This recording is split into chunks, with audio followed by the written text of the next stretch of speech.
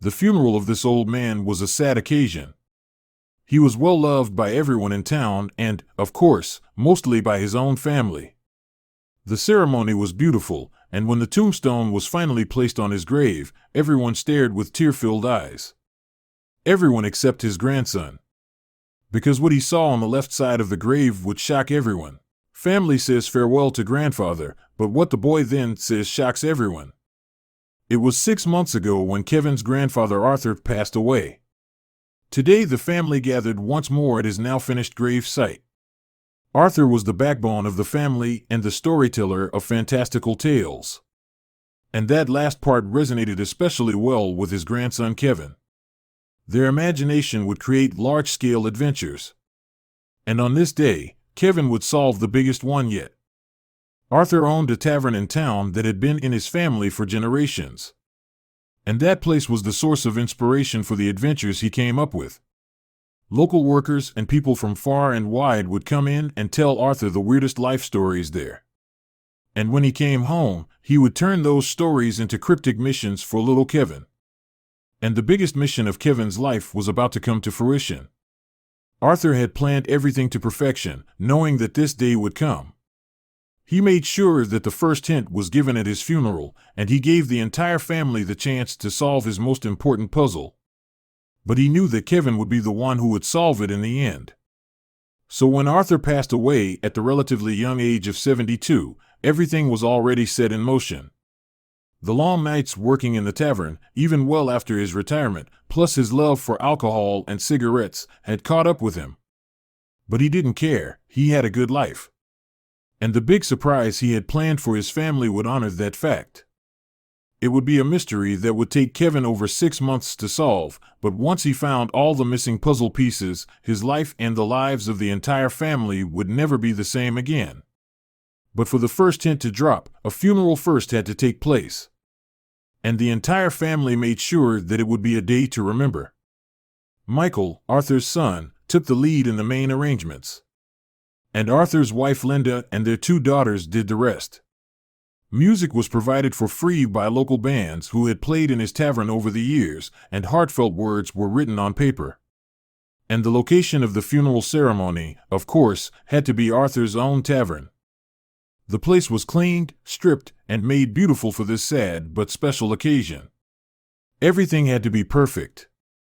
Yes, the family did everything possible to make this funeral memorable. But what they didn't know was that Arthur himself had planned something as well. Months before he passed away, he already planted the first seeds of an elaborate ruse. And this ceremony was part 1. On the day of the funeral, it rained a little. The sky was a soft gray color. Many people came to say goodbye to Arthur. Friends, family, and even people who didn't know Arthur very well were there. Arthur's box was covered with a green cloth and was signed by all of his loyal customers. When the box was brought into the room, everyone was quiet. Father O'Brien was the priest for the funeral. He was Arthur's oldest friend. Father O'Brien told everyone about how kind Arthur was and how he was always there for people. But what they didn't know was that he was part of Arthur's master plan. In between his words, there was music. The songs were sad but beautiful, and they made everyone think about how much they loved Arthur. And as the ceremony ended, Father O'Brien even spoke directly to the family for a moment. And the message he had was a quote straight from Arthur Quinn himself. The message was cryptic, the way only a storyteller like himself could express it. When the moon is on its 6th cycle and stone is put to earth, look to your left, and the future will reveal itself. The family looked at Father O'Brien in confusion. This was typical for Arthur to plan an elaborate mystery around his own demise. But nobody knew the answer to the mystery that the holy man had just put upon them. The tavern was eerily quiet, and many confused faces looked around the room. Eventually, it was his wife Linda who broke the silence. Let's continue with the beautiful ceremony. People, if Arthur does have some big puzzling plan for us, we are not going to figure it out today. He was way too smart for that. The family agreed, and they continued the final notes of the ceremony. After the funeral, everyone went outside to bury Arthur. It was still raining, but that didn't bother anyone. The men of the family carefully put the box into the hole. It was a sad moment. People were crying, and a final song was sung by a local singer-songwriter. But amongst the tear-filled eyes, you could also clearly see people who were rattling their brains, trying to solve the riddle dropped on them by Father O'Brien. One of those people was Arthur's grandson Kevin. After the burial, the family got approached by the burial undertakers and the foundation that owned the cemetery. They consoled everyone for the loss of their husband, father, grandfather, and brother. After that, they told the family that there was only one thing left to do. And that was to pick out a tombstone to put on the open grave. And that was the first piece of the puzzle. Most of the family didn't notice it, and they just went along with the explanation of the undertakers. But little Kevin was paying attention. A stone. Grandpa's message mentioned something about a stone, Kevin thought. He snapped out of his daydream and continued listening closely for more clues. And he wouldn't have to wait long. The second part of the puzzle came pretty much right after the first. Because the undertaker then said the following: "I can imagine it has been stressful to arrange everything about this funeral in just under a week of time. But don't worry, the tombstone can't be placed for another 6 months. So take your time, pick out a great one, and then get back to us." Wait a minute. The message from Grandpa said that the moon needed to be on its 6th cycle. Does this mean that in 6 months, we will have the answer? Kevin was dissecting every word the undertaker spoke, and he really was on the right track to solving his grandfather's puzzle. The downside was that he now had to wait an excruciating 6 months to solve this thing. 6 months is an eternity when you are an 8-year-old. It can feel even longer when you are waiting to decipher a riddle from your deceased grandfather. However, time has a peculiar way of moving on, whether you want it to or not. As the days became weeks and the weeks turned into months, Kevin became more absorbed with the mystery Arthur had left behind. In those months, his family tried to return to their normal lives. His mother went back to work, and his sister returned to school, but there was a noticeable void that Arthur's absence had created. His grandmother, Linda, kept herself busy, maintaining the tavern in honor of Arthur. And Kevin would often sit in Arthur's armchair, looking out at the moon, waiting for that 6th cycle. And then the day had finally come. The day to place the stone over Arthur's grave. Kevin was filled with a mix of anxiety and excitement. The entire family was there, dressed in black once again. They watched as the stone was gently put in place, marking the final physical tribute to Arthur's memory. The stone read, "Arthur Quinn, husband, father, grandfather, storyteller, and ear to all." It was an emotional moment, and this time it really felt like a last goodbye. Every one of the family wept, and hands were placed on the top of his marble headstone. But even though Kevin felt sad as well, he knew he was also there with a mission. This was the day when Grandpa's puzzle would come to an exciting end. And as everyone kept staring at those well-chosen words that were engraved into his tombstone, Kevin's eyes ventured to the left. Because that was where the message of Grandpa Arthur told him to look. He recited the message again in his mind: "When the moon is on its 6th cycle and stone is put to earth, look to your left, and the future will reveal itself." And that's when he saw it. There was a large stone lantern next to his grandfather's grave. A fixed statue that normally would be embedded into the ground, sturdy without any wiggle room. But this statue looked different. It was clearly made out of 2 parts. The bottom part, that indeed was fixed into the ground. Probably poured into a mold that was fixed to the pavement itself. But the top part was clearly placed on there. It was a windy day, and every so often, this loose part of the stone lantern would wiggle back and forth. One time, when a particularly heavy gush of wind passed by, it even tilted diagonally a bit. Kevin saw that it was hollow, and for just a glimpse, he could peek inside. There was something in there.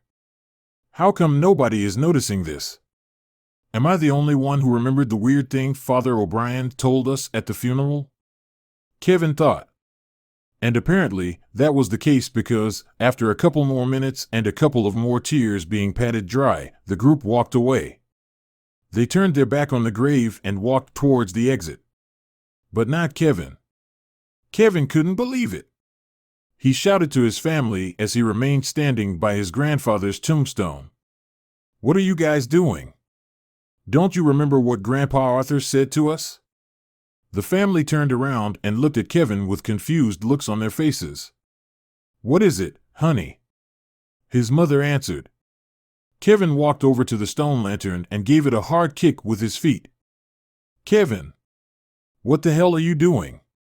You cannot disrespect a cemetery like this," his mother shouted at him vigorously.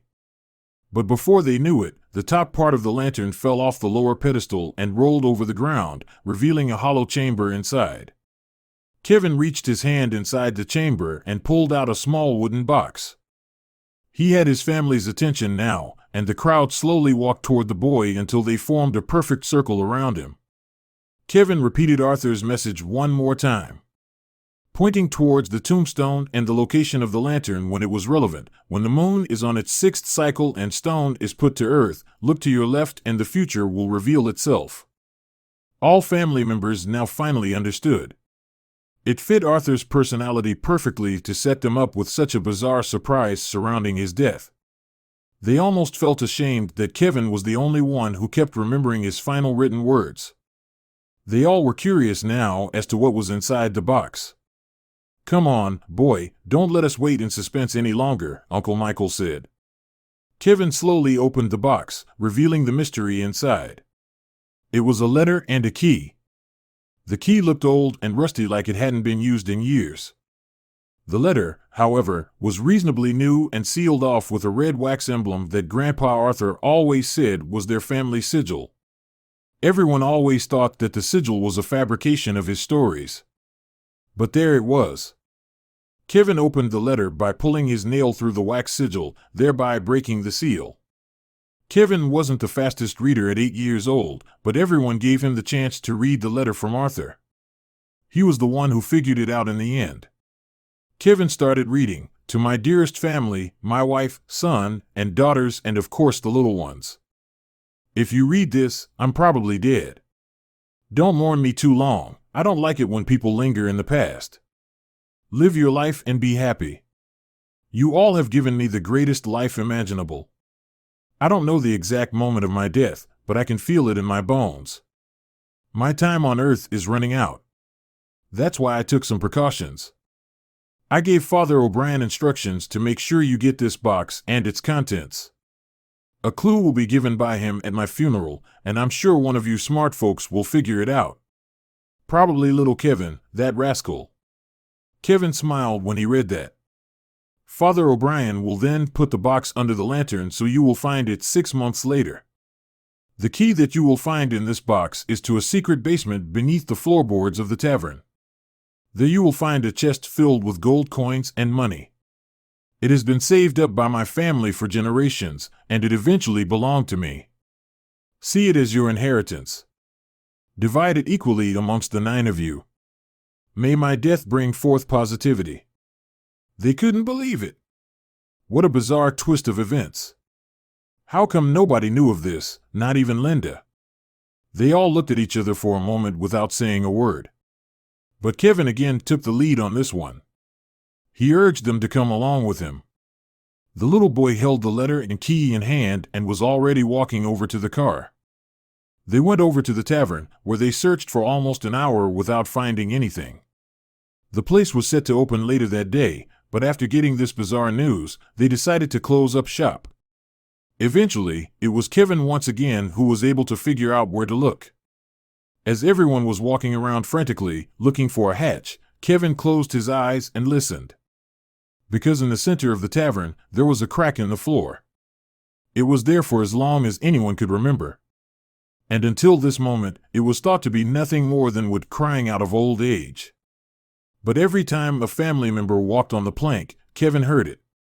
It was like a message from his grandpa, urging him to look closer. He crouched down next to the plank and urged everyone to be quiet and pay attention. He pushed his small, nimble fingers through a gap in the floorboard and was able to remove the plank completely. And there it was. A twist handle that, when turned, made a hatch drop down into a dark basement. Some other planks were removed, and now the family could pass through. In the basement, they found a large chest. And it was indeed filled with golden coins and a stack of money. And it wasn't a small sum. It turned out to be a total value of over $12 million. The amount was split equally, as requested by Arthur. And that's how Arthur's real-life adventure story came to a rewarding and satisfying end.